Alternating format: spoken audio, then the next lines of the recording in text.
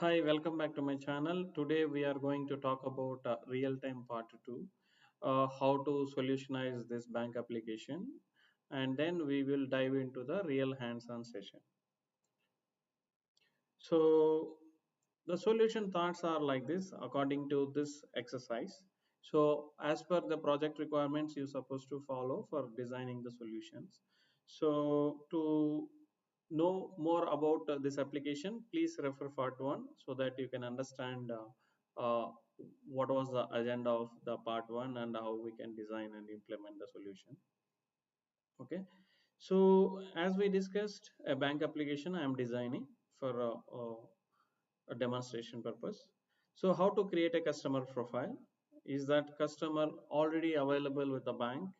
Okay, all those details which we are going to validate. So the solution is I'm going to use a specific set of attributes like a combination of first name, last name, date of birth to make unique identity of a particular customer. So if I want to create an account, I supposed to have a customer profile. Without customer profile, I cannot create a bank account. So that is another, you know, criteria I am following to design and implement the solution. Say if I wanted to perform any kind of a transactions like a deposit or withdrawal, there should be a bank account exists. So making sure that this constraints also fulfilling according to my solution thought. And how to we need to establish connection factory. We already understood that we are going to use R2DBC is a reactive relational database connectivity. How we are going to establish the connection factory with the database. And application requires to handle the transactions. To handle transactions declaratively, we need to write appropriately developer with transactional support coding. That is also how we are going to configure the enabling of the transactions and how to implement at the service side. We can see that. So brainstorm the schema as per your application needs. Here I have refined my database schema. I'm going to show you what I have modified and how does it look like. Security strictly I am not considering in this example demonstration. And we can see different types of REST APIs. And as I said, we are using H2 is the database. So this is a local testing purpose. This should not be used in the productions. So this is the actual component architecture of the data is getting stored into the database engine. So Spring Boot and Spring Routes API, handlers, service, and transaction and repository. This is also reactive repository that is using R2DBC, and the storage engine is H2 database. We are going to start the local H2 database server, and also we are going to start the Spring Boot application locally. Testing can be done either browser or web client. So we can show few clients testing from the browser. Few clients we can test. The post data we can use. You can also use a postman or insomnia, but I am not going to use those. The prerequisites is mandatory JDK 18 or higher version and IntelliJ or Eclipse as per your need. H2 database server, which I am going to start. It is a Java based server. And Spring WebFlex or reactive, that is a Spring Boot along with that. And the relational reactive database engine and internet connectivity developers or architects can understand this demonstration. These are the high level, bank branch service, account service, customer service, account transaction service with respect to different REST APIs endpoints. So this is used to create new branch if it is required, creating an account, creating a customer profile, and getting the customer all those things, and creating a transaction. This one. For this, you need to use post data, post data, post data, and post data.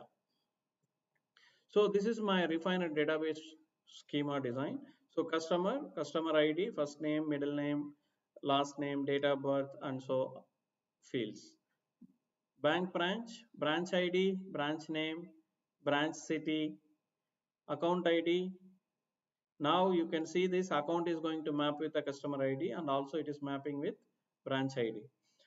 So, and other fields like opening balance, which day the account gets created, account is active, all those things. And account transaction, you can see account transaction is depending on the account which created from the, so this is the dependency wherein we can use it. And account ID, which is a primary key, which is in account table, which is referential integrity. And the other set of fields, this is a small mistake, there is no foreign key F2, this is wrong. And this is a sample demonstration which we can also see it right now. So we can start the servers, and then this is the reference links where you can learn. Now let's jump into the hands-on session. So you can see that I was telling you the libraries which we are going to use, Spring Web, and I'm using Spring 3.1 library. If you look at it, Spring 3x is mandatorily requires Java 17 or 17 plus. I'm using 18 compiler and Maven source and target. And this is a web for Tomcat engine. This is the WebFlex, that is a Spring reactive programming model, and Spring Data R2DB, and even database server which we are going to use the non-blocking approach. So we are going to use IO R2DBC for H2 database. If you want to use the pool, we can definitely use the pool. In this exercise, I am not going to demonstrate the pool related. This is the dependency files where we can go ahead and understand what libraries. So this is my database model. In this database model, I have created the tables. So customer ID, first name, last, middle name, last name, city, mobile number, occupation, date of birth, and the constraints. Likewise, I am creating bank branch ID, name, city, state, country, and the constraint. And account, I'm creating account and account ID, customer ID, branch ID, opening balance, account open date, account update date, account type, whether savings or current account, different account status, active, dormant, closed, and constraints which I am defining. This is the customer ID, foreign reference. This is the account ID, foreign reference. Now account transaction number, account ID, date of transaction, mode of transaction, transaction type, and transaction amount, and the constraints. This is my database model. So you can go ahead and refer the readme file. In the readme file, it is clearly saying this, and please create a directory cdre, whichever it is. In my machine, I am using, this is the path, and update the path in the run Java. So this is the package. So there are basically three packages are there.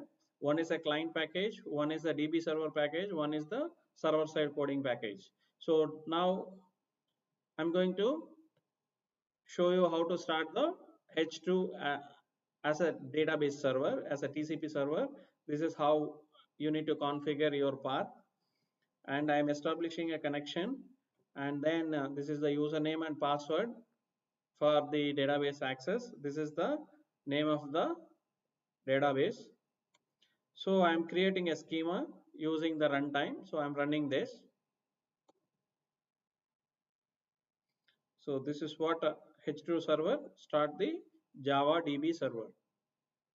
So which I'm starting it. So this is successfully started, and it is giving a beautiful user interface. I can click on it. I can give welcome one is the password. So now you can see that there are 4 tables created.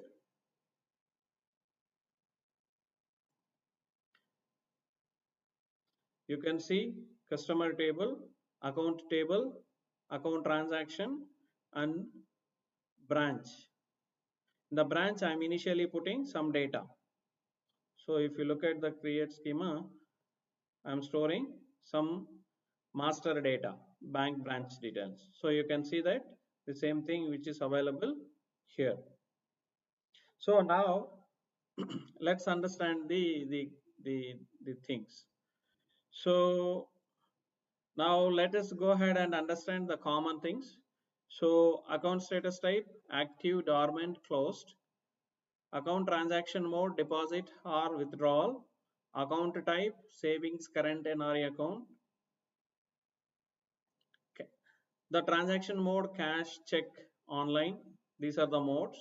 And I'm using an algorithm to define a unique customer number and account number and transaction number. I'm using a seeding mechanism using the random access object with some unique value generation. I'm using this algorithm. I use this algorithm and generate a random number. That random number I am associating with the customer ID with the C hyphen prefix, and account number, the direct random number is the account number which I am generating, and the transaction number uniquely I am referring. If you want to test it, you can also test it as a main driver, but this is being called from the application. And I have a base entity object which is essentially required for the Spring reactive. Without this it will not work. So how to override this? Please try to understand the concept of the persistable. And then I'm going to show you how to establish R2DBC connection. So I have a configuration object. This configuration object is enabling with the repository. Repositories are the one which we are talking about, the component level architecture. If you go ahead and see here, I'm representing a repository. So this is the package, overall package for account package. So account repository, this is the repository, and reactive cred repository and account object. Account object is a model. For example, this is a model object. This is a table attribute account. Account extends base entity, and the name of the column is customer ID, branch ID, because custom account will be depending on customer and branch ID. That's the database model. And customer entity, we can have customer and we can have the branch in case if you wanted to create it. And opening balance, account open date, this is a local timestamp date I'm considering it. Account update, if there is any transaction happens, on which date happens, all the fields. Likewise, we have to have setters and getters with respect to all the models. This is for account transaction, this is for the bank branch, this is for the customer. So likewise, we will have corresponding repositories by having this name, account transaction repository. This is account transaction object. Bank branch repository, bank branch model object. Likewise, we will be having all the objects. We'll go back to the configuration. And I'm referring a configuration properties for the database. So where I'm defining in the Spring application configuration. So this is a Spring application configuration wherein I'm using it. So this is application is starting on this. This is the name of the application and the context running on 10,000 port. This is the context. Okay. And I'm defining the database details. Now you can see that instead of JDBC, we can see R2DBC H2 TCP. This is the port where that H2 server is running, and this is the username, this is the password. The same thing which we already configured in that uh, run DB server. So now you can see this will be consuming it, and then enable transaction management. So I am specifying to the overall application, and also I am enabling R2 auditing purposes in case if I want to have last updated date, last modified date, if such fields I'm using it. So this is how I'm establishing a connection factory. I'm loading my application.ml file. This is the URL. to work with the H2 database, this is the fundamental we have to follow. And H2 connection configuration, and then we need to pass the URL, we need to use the username, and we need to use the password. Now you can see that transaction manager, it is a bean of type reactive transaction manager, which is going to operate on the R2DBC transaction manager by passing the connection factory. And this is how we can use to load the our configuration object of H2 from the application YAML. So this is how we can establish. If you want to have the connection pool, yes, you can configure here. Right now I am not doing it for this exercise. If you want to exceptions, you can create bank business bank app business exception, extends exception, like bank system exception. If you want to have, create bank system exception, this is also inheriting exception. So this is exception level. Now let us come to the routes. So from the our application component architecture, if you look at it, so this is the routes, then handlers, then service, transaction, repository, and then database. Now we understood the database connection using the config object. Now let's go ahead and understand one home controller. Home route we are using in the standard way. Home controller we use here. Home route. Route is the one which we have to use. Spring reactive, and I'm configuring home.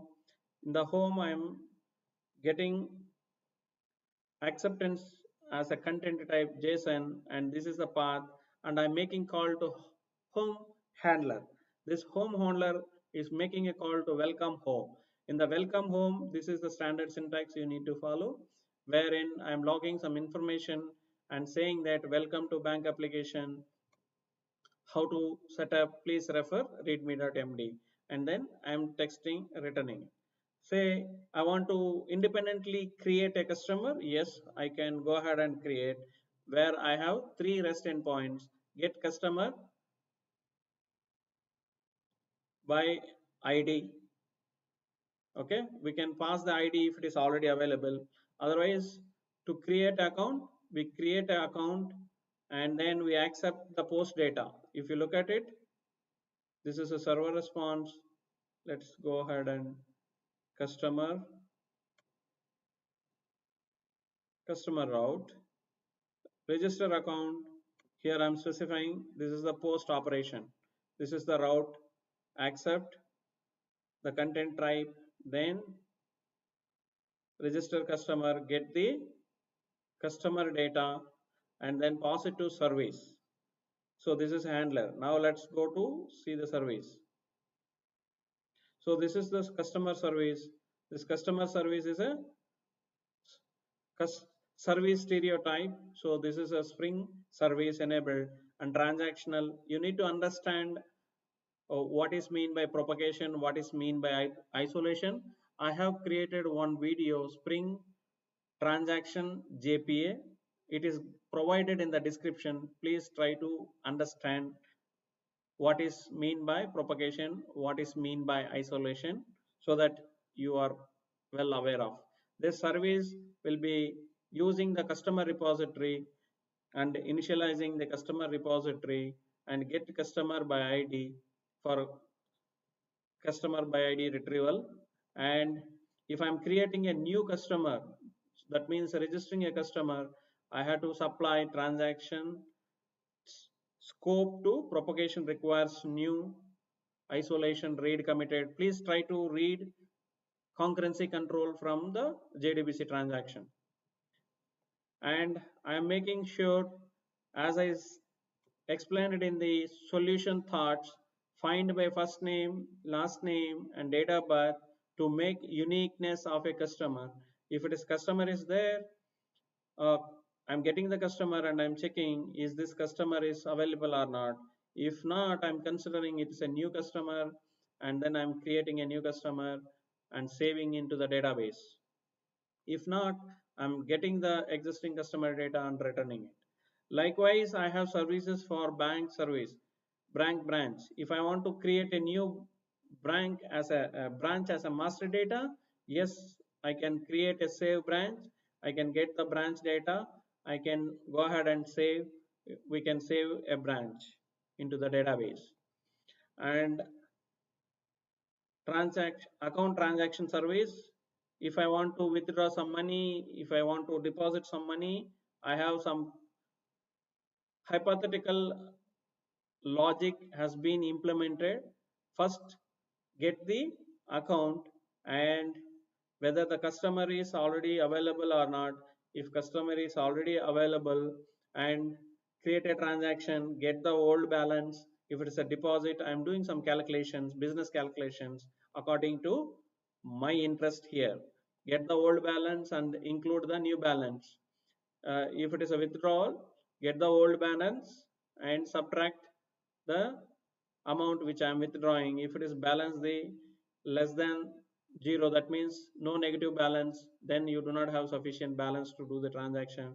I am preparing the timestamp, which day it has been updated, how much is the transaction, all the transaction related I am mentioning here. So if you look at here, I have given a endpoint to do two types of actions in this particular exercise.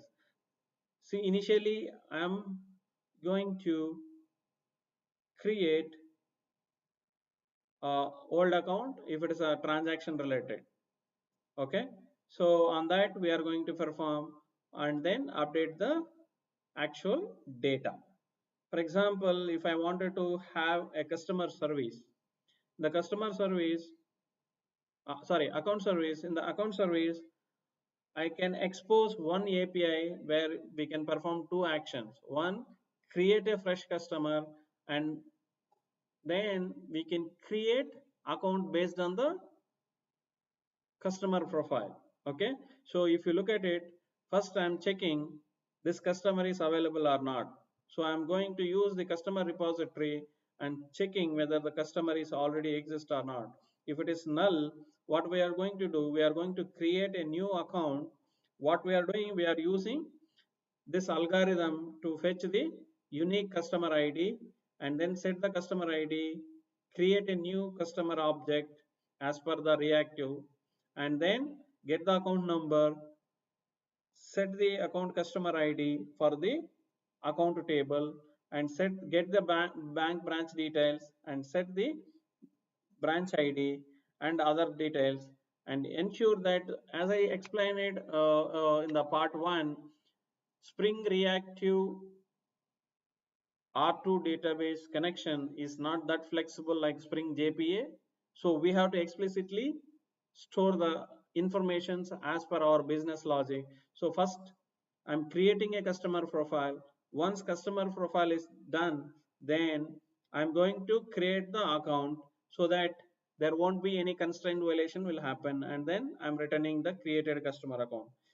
If customer is already present, using a customer REST endpoint registering, then we can just go ahead and get the a new algorithm based the account number and get the customer ID and branch ID and create a new account. Either this way or that way we can perform both. So that's the flexibility which I have implemented and getting all the accounts. So let's go ahead and understand, and meantime let's start the bank server application. So here I have also given some description. Please go ahead and read the description above. This is the description. So customer registration, add bank branches, blah blah blah, whatever it is. So this is the microservice which I am performing. I am going to start my servers.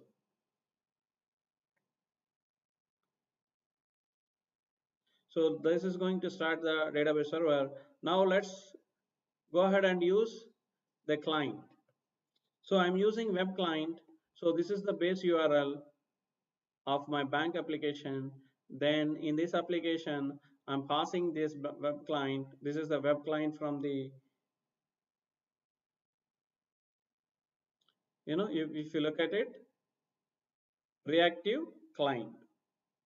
and then I'm creating two accounts with two different departments. Let's go ahead and look at it, what it is doing. Create account, branch 2, we are creating, this is the customer data, and setting customer data, bank branch data, account status, account type, and opening balance, and account open date, and we are not setting the update date because we are not going to perform any transaction here. That's the reason we are not specifying it.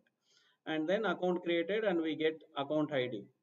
So this is how we are creating another account to the same customer in a branch 1, and whatever data you wanted, you can put it like this, and you can make a call. Now we will go ahead and call this API. Here we are using the web client post operation. This is the post HTTP verb, and this, if it is sending this account data, and then if it is created, then you get the data, otherwise you get a null data. So and then you return back. So you need to understand what is mono and flex. So these two are, again, I explained it in Spring Reactive. Please refer Spring Reactive video for that. So now let's run the driver. So here I am creating two accounts, account 1 with branch 2, account 2 with branch 1. So let me run this. This is a, as a main program we can run. You can also use the postman. I am not using it. I am using a web client based approach. Now you can see that there are two accounts created. We can go ahead and see. So I have used a unique generation algorithm to generate the unique accounts. Otherwise there will be a same account and constraint violation exceptions, we can get it. Now I'm going to run the queries. Now customer profile has been created. This is the first name, last name, middle name, and city, mobile number, occupation. Date, I am using today's date. Now you can see that customer profile has been created and two accounts created with branch 2. This is the first call which I made. This is the opening balance. This is the timestamp account created. Now you can see this is a null, and account type savings, account status is active. Now you can see that there is no transaction data which is available. Okay, so now I take this account and I pass it to, I'm just going to comment these two accounts already created, I don't want to test again. So here I say that create a transaction. I pass the account ID which I just now created. Okay, so now let's go ahead and understand what it is doing. So I am setting account ID which I sent from the client call, and the mode of transaction is cash. I'm going to do deposit withdrawal, and this is the transaction amount, and create a transaction client. So here I'm using web client, post operation, create transaction, create account transaction. So if it is successful, we get the response back with the transaction number. So let's go ahead and run this. Okay, I'm running as a Java program. So I can directly run here because already it is available.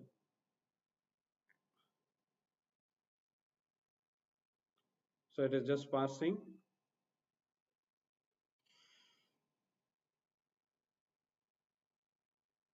So now the account transaction has been performed, and this is the transaction unique number generated. Let's go ahead and see that. Now I can come here and see that the balance has been changed from 501.70 to this value, and account update date has been updated, and you can see that transaction table updated with this number, and this is the account ID which I performed, and transaction date and account update date both is same, 194638 125 742, the same value. and mode of transaction is cash, transaction type is withdrawal, and how much amount withdrawn, this is the amount.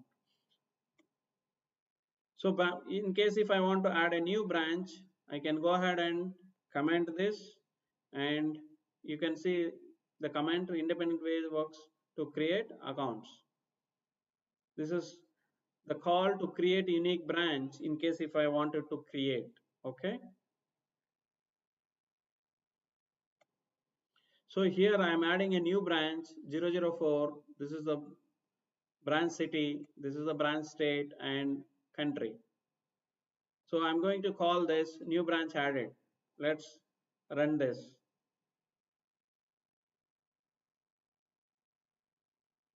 So likewise, you can also create new customer by following, but I'm using to create a customer today's date. Because of that, I don't want to demonstrate, because that will say already customer exists. For example, if I run it. Okay, now you can see that new branch has been created. Let's go ahead and refresh it. Now I can come here and I can see that new branch added. So this is how you can add it, new branch. Let us say I wanted to test this one, creating account. So this will not create a new customer profile, because I'm using today's date as a timestamp value. If you look at it, local date now, already it is created and stored. We will just get the customer account ID which we created it. For example, if I run this,